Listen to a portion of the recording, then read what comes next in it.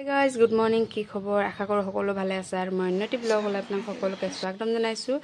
আৰু ৰাতিপুৱা উঠি চাইছো বায়ে পুৰা মানে একদম নাস্তা বনাই ৰেডি কৰি থৈছে এফালে আহি গলো মই হানক নাস্তা কৰিবলৈ মাতিবলৈ হি আকৌ মোবাইল চোৱাত ব্যস্ত হি নাস্তা নকৰে কিন্তু মোবাইলটো চাব মই আকৌ কৈছো যে সৰু ল'ৰাছলি ইমান মোবাইল চাব নাপায় তুমি মোবাইলটো থৈ দিয়া কিন্তু হি নুহুনে যেতিয়া মই মোবাইলটো আনিব যাও তাৰ খং উঠি যায় তাক থৈ গুচি আহিলো এফালে দেখিলো বাইদে বজাৰ পৰা শাক-পাচলি অলপমান লৈ আনিলে যেহেতু দেওবাৰে ইহঁতৰ ইয়াত বহুত ধুনীয়া ধুনীয়া শাক-পাচলি পাই যায় আমাৰ গাঁৱত কেতিয়াবা কি হয় জানেনে মানুহবোৰে কয় যে চহৰত বোলে তেনেকৈ শাক-পাচলি ভাল নাপায়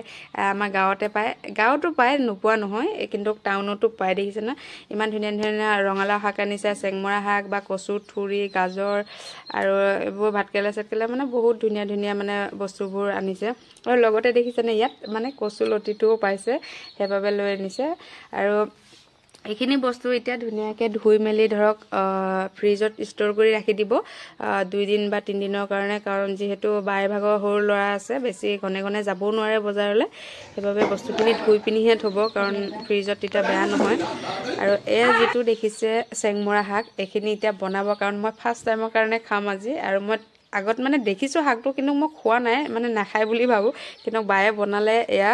খাম আৰু এতিয়া আৰু আপোনালোকে মোৰ ভিডিঅ'টো চাই কেনেকুৱা পালে কমেন্টত জনাবলৈ নাপাহৰিবা আজিলৈ ইমানে